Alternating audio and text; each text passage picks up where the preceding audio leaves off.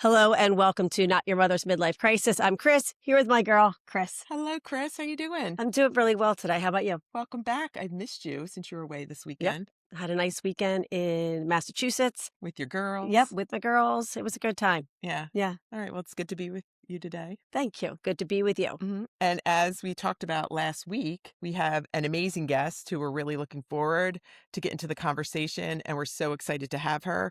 But first, we want to make sure that we can bring to your attention about one of our former guests, Dr. Maura Pluchino. She was our favorite pelvic floor PT, gave us a lot of great information, and she's also a dear friend and local business owner. Unfortunately, we have some news that we'd like to share in case you're not already aware of it. Yes, Maura suffered a postpartum stroke and her journey to recovery has been pretty crazy. Many of you follow her or her practice, Practically Perfect, on Facebook or Instagram, so you may have already seen the GoFundMe page, but there is a GoFundMe. If you'd like to contribute, you can either go to her Facebook page or just go to GoFundMe.com and search Maura Pluchino. We'll also have that info in our show notes, and we send prayers to Maura, her family, especially her new baby, for a speedy recovery and a full recovery. But Yes. now, to introduce our guest today, we are very excited to have Elana Auerbach. Elana was on what she referred to the conveyor belt of life, which I think can relate to. She graduated college, she worked on Wall Street, and got married.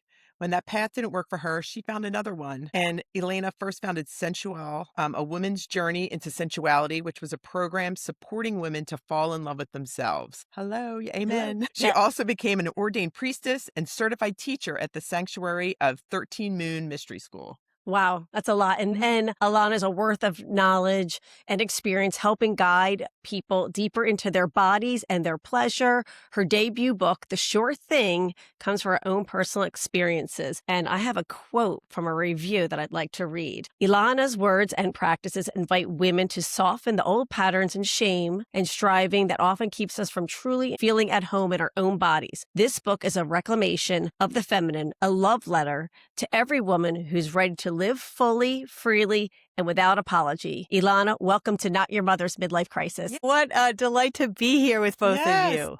And Elana, this is so, I feel like just so relevant and I just cannot wait to get into this with you, especially, many women, no matter where they are in that part of their life, but especially those and our listeners that are in that perimenopause, menopause stage, they're balancing everything. Life. And a lot of things, your body's changing, how you feel about your body or how yourself is changing, maybe that loss of confidence, you're just exhausted. So I just feel like this is just such a great topic. Yeah. And I'm just so excited. Sometimes you're just not feeling sensual, or you and your Yes. partner have just distanced yourself from each other in a way that's really hard, and you feel uncomfortable pulling yourselves back to that, where that beginning passion was. Yeah.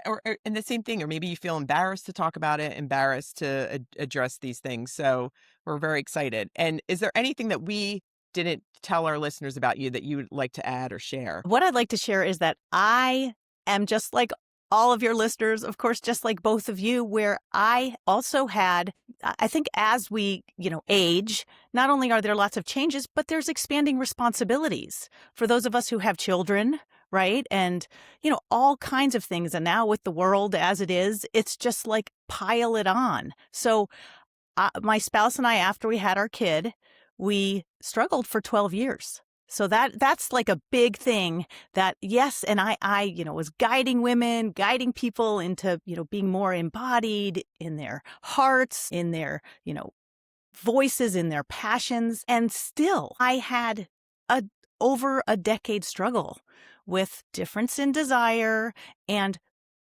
our sensual and intimate connection just going to the way bottom of the to-do list. And it was a to-do.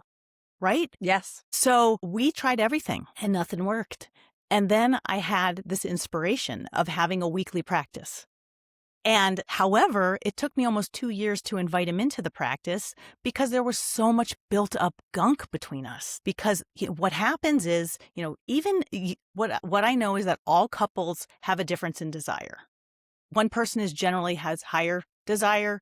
The other person generally has lower desire, all within the realm of what is normal. with regard to sexual appetite, right? It's all totally normal.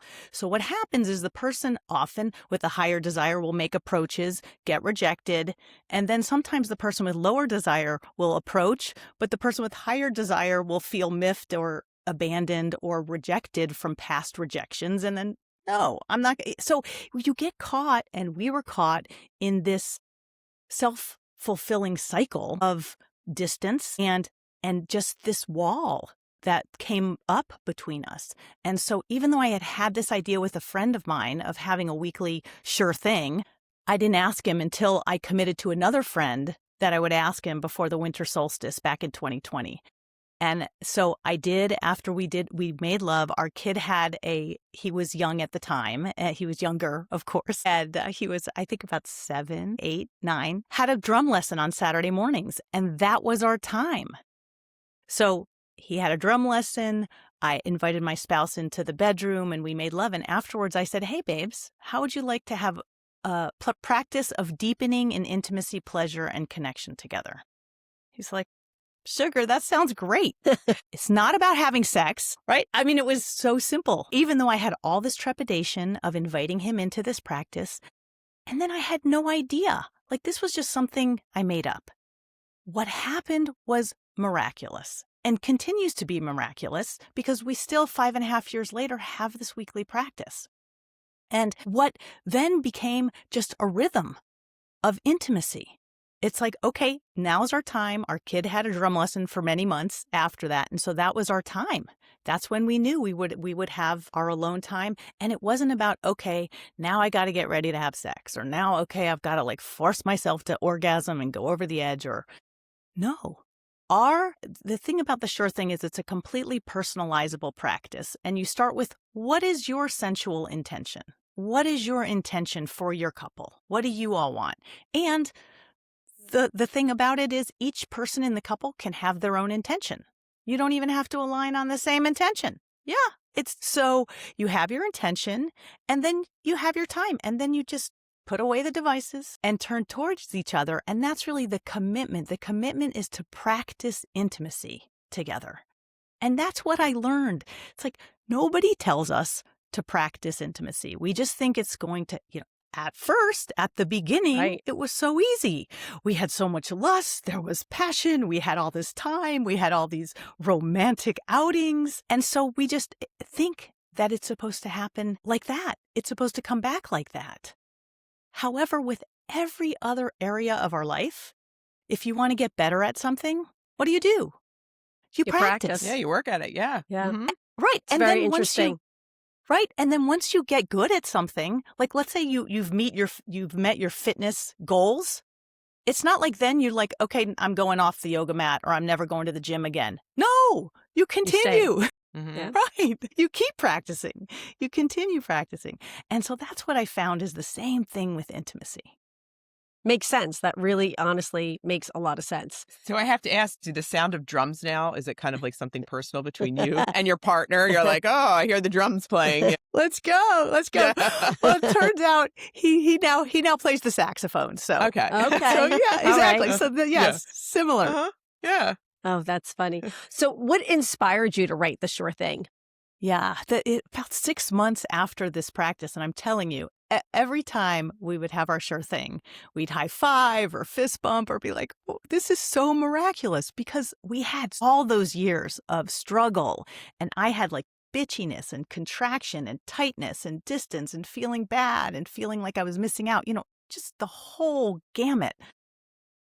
And here we had this just simple practice that just brought us back together even better than the beginning. Like really, I mean, the believe it. intimacy and the closeness is just, and the sex. So we can get there. And so it's about 6 months or so into us having this weekly practice. And I get up and we're like, wow, this is amazing. And then I had the thought, I'm like, I can't keep this to myself. I've got to share it with other people. I know we're not the only ones who struggled with this. And so that's when it began about 5 years ago, the journey to writing the book.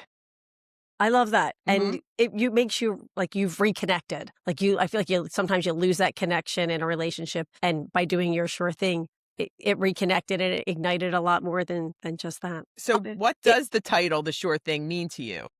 The sure thing. So it means the obvious, like, who doesn't want a sure thing, right? I mean, you're going to Right. get a sure thing of fulfillment, because that's really the practice. It only requires two things, which is a regular practice. And I recommend weekly. Certainly you could do daily. You could do multiple times a week, but minimum weekly, and a clear intention. So what is it that you want? What is it that you want that will fulfill you personally in your relationship, in your body? And so that's the sure thing. You're going to fulfill that intention. You're going to have a sure thing. And it's also an acronym. So it stands for the Shabbat Unification Ritual. So I am a practicing Jew, and I was with another Jewish priestess, and she was single at the time, and she was wanting a Shabbat consort to just explore sacred sexuality. And because I learned when I was a teenager, turns out Judaism is a very pleasure positive tradition. And so if you have sex on Shabbat, then you get a double mitzvah, which means two good deeds, good karma Nice. points. You're building up karma points. And we're like, yeah. And she's talking about having this. She wants to get her double mitzvah with her Shabbat consort. And I'm like, damn, girl, I want that too. And then it dawned on me, it's like, it's a sure thing, a Shabbat unification. We're coming together either with ourselves, because you can practice solo, or with your, beloved, unifying. And it's a ritual.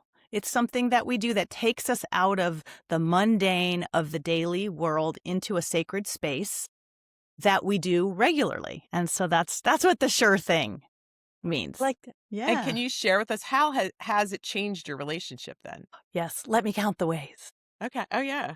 Number one, it's changed my relationship with my body and with my feeling good in my body, because I had all of this built up energy and anger that I would often use this tone with my spouse. That tone that says, you're a effing idiot, but you don't Okay. really use the word, but the tone says it all, right? Which, of course, doesn't feel good when I'm using that tone. It certainly doesn't feel good to him. It just creates more distance in our relationship.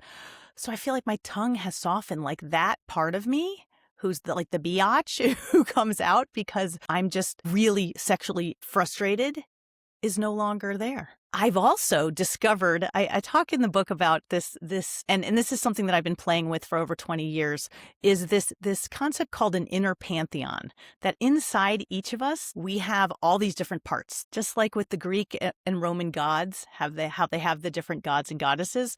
Well, I say we have the same kind of inner pantheon with all the different parts of our personality and our ego and our spiritual self, if you connect with that kind of stuff. So what I discovered or reconnected with when we started our Sure Thing was Vivacious Viv, is I call her. So I started naming these different parts of myself, because if we name them, then it's easier to get to know them, right? So Vivacious Viv started coming out when we started having our Sure Thing, and I recognized her from when I was in my 20s and 30s, and sexual interludes like brief love affairs.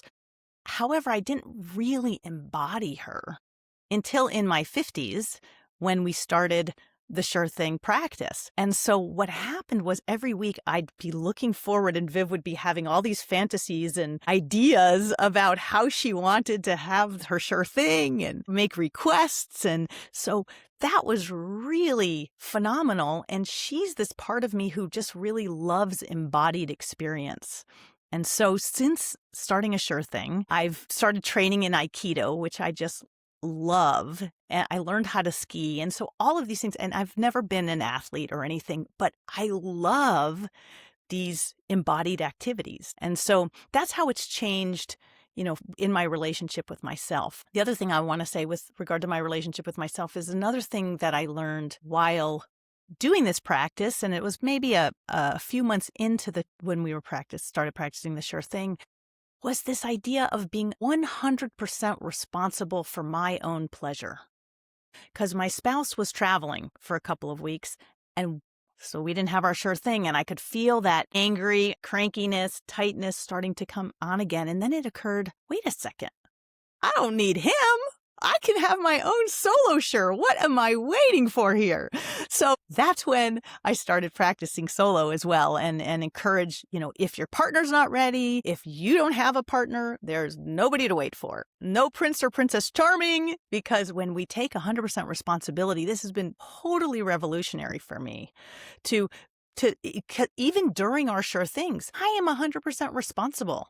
So I have to make sure that I'm fulfilled the way I want to be fulfilled. And of course, that includes making requests and counter offers and all kinds of things. And of course, my spouse pleasures me and so forth. However, it's like the buck stops with me with regard to my pleasure. And I need to make sure that I'm having it. So now, to answer your question with regard to how it's changed with Bill and I there's such a sweetness now between us. It is just so precious and tender and beautiful. And a couple of years ago, he started sharing things with me that he'd never shared before. And we've been together since 2002. So we'd already been together for almost 20 years. And so he's starting to share all this stuff with me. And I'm like, babes, I love that you're sharing this. And how come now? He thought about it. It's like, it's got to be our sure thing because I just feel so close to you.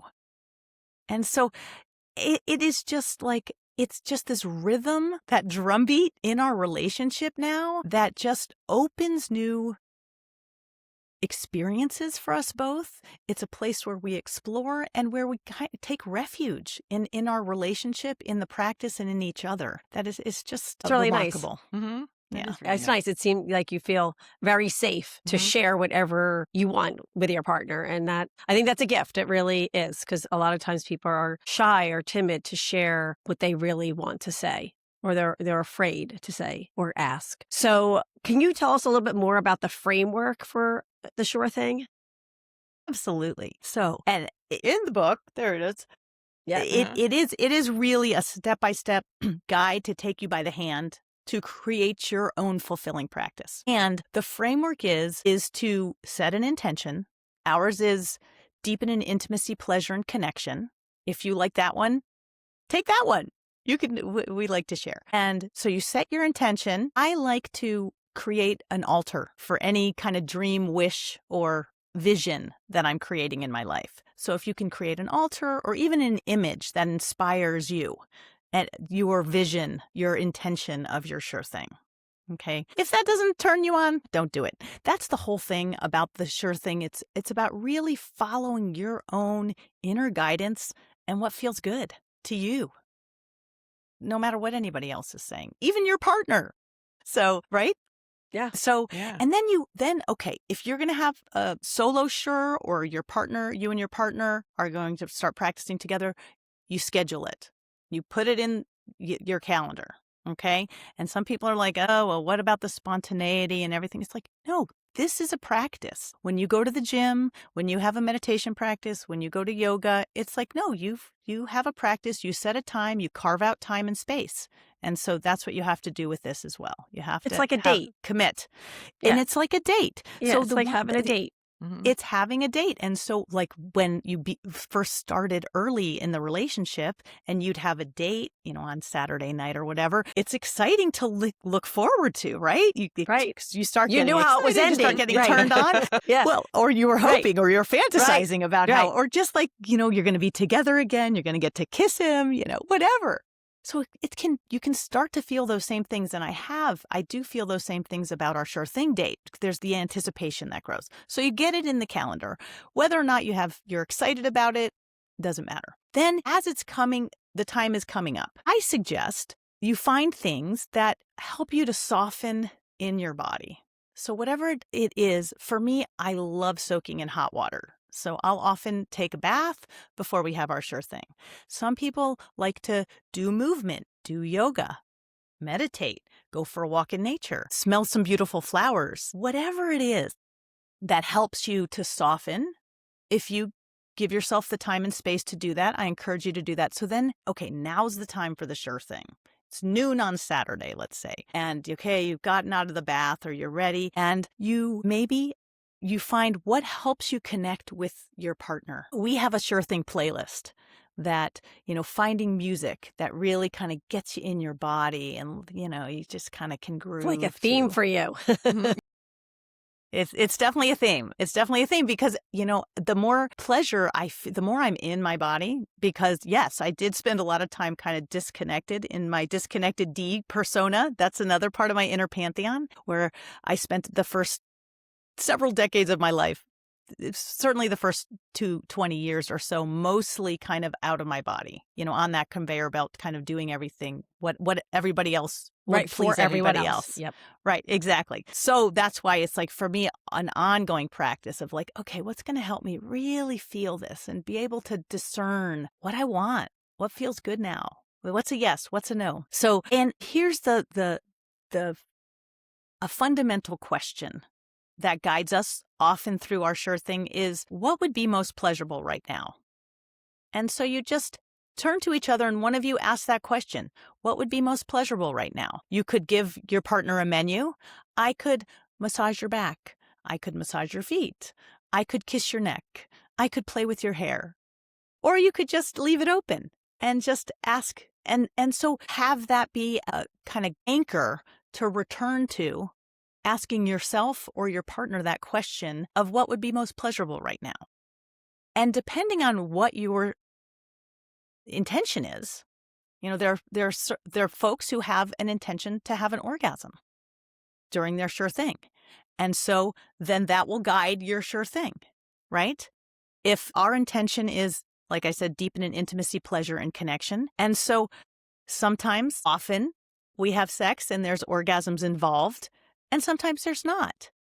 It's really, are we fulfilled? Do we feel more intimate and more connected, after spending 10 minutes together? Or sometimes it's hours together. So it's very fluid and flexible. That is And nice to know then, that every week or it could be something just different. It's you're focused on what's important to you at right, that time and what your partner's focused on at that time. Like you come that's first. right. Yes. Like it's a time in the week and the day that you and what you want comes first. And the same, your partner gets the same option Hmm. or opportunity. That's right. That's right. Yeah. And then the final thing at the end, when you're like in the afterglow of like sharing about, you can maybe share different frames from your sure thing together, what you liked, what was a high point for you, and then schedule your next one. So you already have it in the, you're already, okay, that's our, and maybe it's a rhythm that a certain time of day and certain day works for both you and your partner, or it changes. But just make sure you've got that next, you got your next practice already scheduled in. Yeah. Do you find that sometimes one of you has to cancel, or do you really make sure you don't? Of course, things come up. So then you just schedule, make sure if something does come up and it's not, then you schedule it again. Then you just, Okay. as soon as possible. So, and if that does happen, whoever is available, I encourage you to have a solo practice, to just use that time. That time's already available. So just explore with yourself and explore what it is. Ask yourself that question. What would be most pleasurable right now? Well, maybe you get out your favorite lube, or maybe you just, start massaging, seeing how good you can make your arm feel with different, ways that you touch yourself, or maybe a feather, all kinds of different possibilities when we're starting to, explore in the infinite realm of pleasure. Yeah, so that's what I was going to ask you was about, because maybe there's some listeners who don't have a partner, or maybe their partner isn't ready yet to commit to a weekly practice. So if you could just expand a little bit on what solo shore is, because I saw that as well in your book. Yeah, absolutely. Yes, yes, yes. It's one of my favorite things to do when I'm just with myself, I have to say. A solo practice it's the exact same thing. You set your intention, you get clear, what is it? What will be fulfilling for me? And maybe it's just exploring different ways I can feel pleasure in my body. Maybe it's exploring different senses. How many senses can I awaken to simultaneously? Maybe it's like, how extended can I feel in the orgasmic energy? How close can I bring myself to the edge? without going over this thing called edging. How long can I hang out there? How many times can I bring myself over the edge? I mean, and I am a very sensual, sexual being, and the sure thing can be about exploring tastes. It doesn't necessarily have to involve the genitals. It could be exploring sense. It's whatever it is that really turns you on and gives you pleasure in your body, whatever that is. And so the solo sure, you set your intention, you set your time, and then you set your space. Part of your solo sure could be taking a bath or taking a walk or being barefoot on, running through a field of wildflowers or whatever really feels good, right? And then you just lead yourself.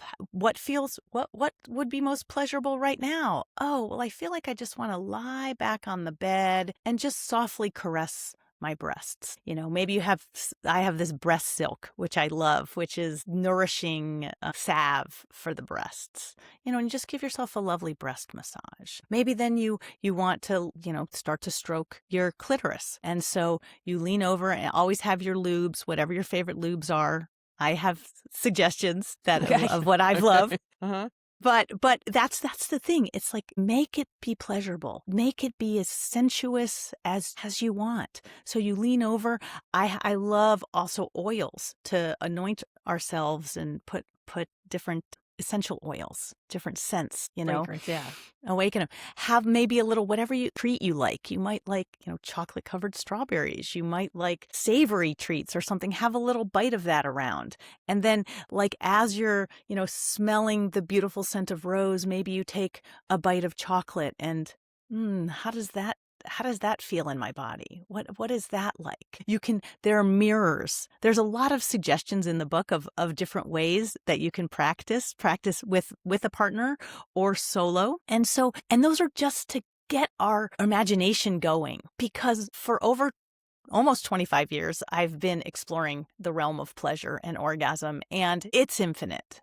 There are no boundaries as we are willing to dissolve more into our bodies and allow sensation to just overtake us. And so one of the beautiful things about having a regular practice, especially a solo practice, is that we can then tap into that channel of pleasure whenever we want.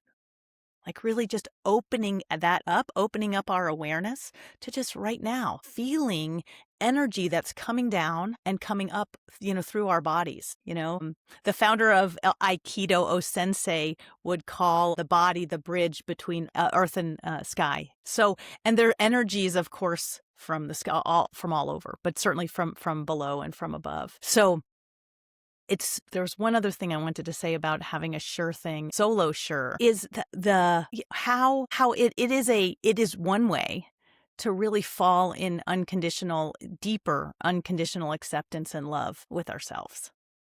Because we're exploring, and this is the other thing I wanted to say about it, is that if you are in a relationship and your partner is not interested right now for whatever reason, okay, start your own solo sure. It will benefit both of you. And don't be surprised if you start to practice and somebody comes and knocks on the door and it happens. Maybe I am interested. Right. Well, Yeah. Wait, I didn't send you that invite. Yeah. The Outlook calendar said solo. Yeah. That's great. Ilana, Yeah. can you tell us what was the most challenging part about writing this book? Well, I think the most challenging part was getting it to the final kind of manuscript. I had been writing it in different versions for several years. And then a year ago in the spring, 2025, I created an online course that would support me in completing the book. And not only did it support me in completing the book, I added things from guiding, these folks, these women, it was all women, through the book essentially. And they each had a solo sure practice. A couple of them had practices with their partners as well. And so having that structure where I had committed every week to send them a chapter, and their commitment was to have a pleasure practice once a week, that's what resolved it. And it was a struggle before then to really So that's data collection. Yes. right, Yeah. exactly. Yeah. But just and what I learned was that to not do it by ourselves. So many times, I know I'm still like this. I have to remind myself I don't have to do this by myself. It's much more fun to do this and to have other accountability partners and to just create something like that course that I created, but create something where it's not us all by ourselves. We're doing it with other people. Yeah. I Okay. like that. Yeah. So can you please tell us, what are you working on next? Now that the Sure Thing is, the book's published and everything, what's your next project? Well, the book is published and it's still a process of, getting the book out there to the people who really could use it. So that's ongoing. And I am in the process of launching because people have said, well, we want some support. It's not easy to start a new practice. It takes something, and it takes commitment, it takes devotion, and it takes effort, right? Any Yes. new practice. So I'm offering a Summer of Love online 8-week course starting in a couple of weeks for people who want that structure.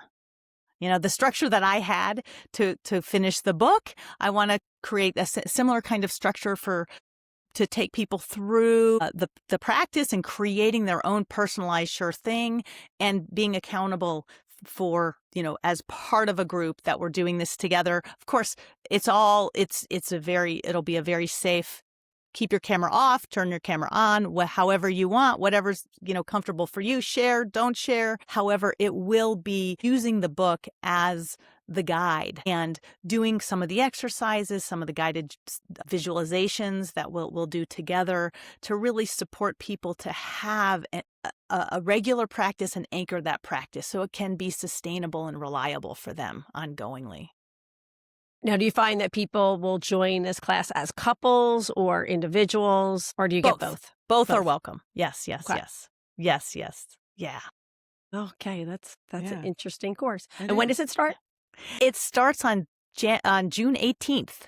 Okay. Starts And June we'll- 18th for the summer solstice. Yeah. Yes. Okay. All right. We'll make sure that we put that information in our show notes. But Great. right now, we want to invite you to join in our weekly segment. So, Mhm. like you said, you were listening to a few of our episodes. Our one that we usually do is, what did I learn before I forget? And it's basically because when I walk into a room, I forget why I'm there. So every time I learn something new or exciting, I jot it down so I can share it with Chris and all of our listeners. So is there anything that you've learned that, you need?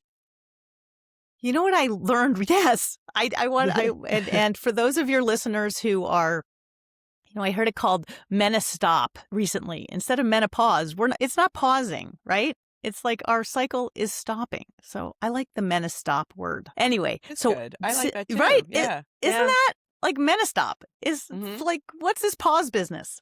Yeah. So I was doing some research the other day, and what I discovered, because as you were mentioning earlier how our bodies change. Of course, our bodies change if we're giving birth, after birth, and sending blessings and surrounding that friend of yours, the doctor who you were Thank you. mentioning, and her Yes. baby So and nice. everything. Mhm. Just woof, yeah. And then when we're in perimenostop and then menostop, and Yes. it's all changing. And certainly it's changing. Our genitals are the sensitivity of and the lubrication and all sorts of things are changing. And so what I learned is once you're in menostop, it's kind of like a use it or lose it. Now, this is what I read. Situation with regard to the sensitivity of the clitoris. And so I have been practicing more. Right. There More you of a go. solo sure. Right. I ordered a sex toy, which I haven't had a sex toy in years, but I ordered a new sex toy. I haven't tried it yet, just to experiment and to continue exploring. And the thing about, if I may go off on the clitoris Do it. a little bit over here. No, Okay. we love it. Okay, because most of us, including myself, just focus on that tip, the nub that's, right at the top, of the vulva. Core nerves. Yep. Right? Right? However, it's got legs. So the clitoris is got that nub, but it's innervated with thousands of nerve endings all the way down the two legs that go in the inner labia. And so if you're inside the vagina and then around the inner labia, like exploring the fullness of the clitoris. And so even if that tip that normally for me was highly, highly sensitive, it's changed a lot during perimenostop and menostop, Yeah. right? And so sometimes, and it ebbs and flows. So for those folks who, it's ebbed, it will start to flow again, especially if you put some attention there. And I want to encourage people, and I have been exploring, which I never did before, because I was like, okay, no, this is really satisfying and I feel good here. Well, guess what? Inside and exploring the legs of the clitoris, very sensational, very satisfying. So that's what I've been learning. You're not the first person to say that use it or lose it. I believe even Dr. Maura Pacino and Dr. Betsy Greenleaf yes. both said you gotta use it or lose it, especially with the whole genital area. So and it thank you. only helps everything with your pelvic floor. health. Yep. The same thing with your microbiome. Everything is improved. Yeah, the more you use it.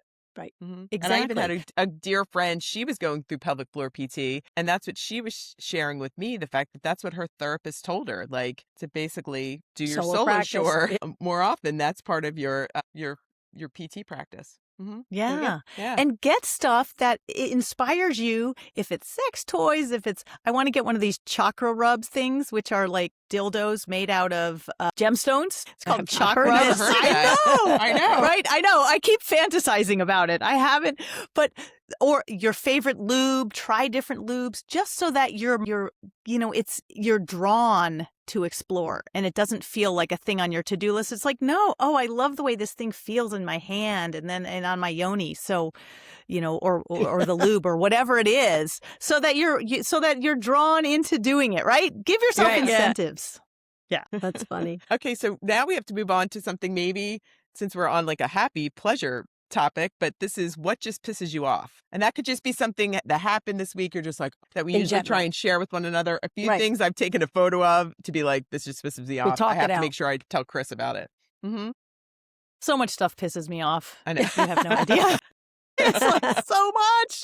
Do you have any in my inner pantheon, I call her Righteous Rita. So she gets pissed. She gets enraged. She's enraged about many, many things. However, I'll just tell you one thing that pisses me off is technology that does not work. I have just a really hard time with, thankfully, my spouse is very technologically inclined. So, and I struggle with it and it just pisses me off. And I can't believe that I'm just spending all this time doing this and accomplish nothing and still can't figure it out. And frustrating. It's frustrating. And then it makes us feel like, we can't do it, but that younger generation can. They just walk over and exactly. tap no, that's done. True. That's right. My son does do that. Punch him. Yeah. My son does do that. On a more this is a thing that I've gotten really clear on recently, but as far as like what really pisses me off is greed, the greed in our world, right? I mean, come on. Yes. When is enough? Yes. Yeah. Yeah. No, when we're talking about material wealth. Right. Love is so much more valuable. Right? Love and people and friendships are so much more valuable than things. Yeah. Yeah. I don't really. So I don't know. This accumulation, this like race to accumulate more and more as a billionaire. Yeah. I mean, come on. Yeah. Let's redistribute. I'm all about the redistribution, of resources. Let's create the garden that we are here to enjoy on our beautiful planet together. Yeah. Yes. That's a good one. That is good a good one. one. All right. What would be a letter to your younger self? Yeah. I think it would be to trust myself, to really trust that I know what feels right. There's been many in my young adulthood, and my body was telling me one thing: trust your body. I think that's would be even clearer. Trust your body. So if there's an explosion going on in my belly, like a volcano feeling, pause. Don't just say yes and disregard that. Like, sit with that. Listen, what is my body trying to tell me? I think it's trying to say, this isn't for me. Yeah, that's what it means. Yes. The answer to that question is no. So it's good. Really, slow down, listen, and trust my body. Yeah. That's great. Yeah. Yeah. It's good advice. Yeah. That's great advice. Yeah. So this is always my favorite segment is what would be, we call it 50 Shades of Health or Beauty. So something that you would like to recommend, whether it's something you've tried, whether it's your like go-to health or beauty item regimen. Hmm. Okay, well, clearly I've already talked about having a regular sensual practice with yourself. So I'll think of something else. So you talked say- about, okay, so yeah. here you talked about so you can share with us what's your favorite lube. You said you have a favorite. Yes, Yeah. great. Oh, I love a little keep the ball in the air. Yeah. Thanks for that little toss back there, Sure. Chris. Yes. Anytime. Yes. So the Garden of Eden apothecary, this wonderful, wise woman named Eden, who I was fortunate enough to meet about 25 years ago, makes her own wild crafted salves and lubes, and she makes the breast silk and the yoni flower butter. And so you can find her on, Garden of Eden Apothecary online, and it's just delicious. It's edible. It's all organic. It says, it nourishes the delicate folds of the yoni. She uses all these herbs and for all of her salves that are, beneficial to whatever part of the body they're to be used for. So yeah, that using salve and finding oils that really feel good, make you feel good. I mean, yes, make you also look radiant and make you feel really good, like when you put them on. That's what I love. Oh, good. Nice. More good advice. We love that. So, wow. Well, that brings us to the end. So we cannot thank you enough for joining us and introducing and sharing this Sure Thing with us. We really appreciate that. And where can our listeners find you? You can find me at surethingexperiment.com if you want to, put in your email address, and then you'll hear about all the different things that I'm offering. You can also find me on Instagram and Facebook at Elana Auerbach. And you can get the Sure Thing book wherever you like to get your books. So you Terrific. can find it at, yes, you can find it online at Amazon and other places. Yeah. Okay. And we'll be sure to include all that information in our show notes as well. And do you have information then about Wonderful. your course, your summer course? Yes, that- yes, okay. the Summer of Love, Mhm. starting on June 18th. And so we meet for 75 minutes over Zoom once a week on Thursdays, and it's recorded. So if you're not there, a few hours later, you'll get it in your inbox. And it is really going to be just a beautiful container to support those who want to really a regular pleasure practice, to really fuel their own self and their life. Because what I found is that the more pleasure, many of us think of pleasure as a luxury. In fact, it's essential to really keep us in our bodies, opening our hearts, opening our tending to our health, and fueling the other areas of our lives. And the more, pleasure we cultivate, this is what I found in myself and with many clients, the more that we have for ourselves in our relationships, the more love we're bringing to our families, and the more we're bringing it into the world. And if we can bring more love and more pleasure into the world right now, I think that is really of benefit to everybody. So that's what this course is all about. Yes, absolutely. Thank you, Elana. And we have to thank our sponsors, the Pelvic Floor Store, which would be great to visit, especially if you're going to start your Sure Thing or solo Sure. And then underoutfit.com. And you should really check them out. And like I said, I think the Pelvic Floor Store is quite relevant. You and the Pelvic Floor Store would be like best friends. Yes. And that's Dr. Betsy Greenleaf. Yes. So please share, download, subscribe to this podcast. Follow us on our socials, Instagram, TikTok, and YouTube. And our merch. And please check out our merch. All of this information will be in our show notes. So until next week, where we continue to seek answers for women's healthcare. And support one another. Thank you, everybody. Thank you. Thank you.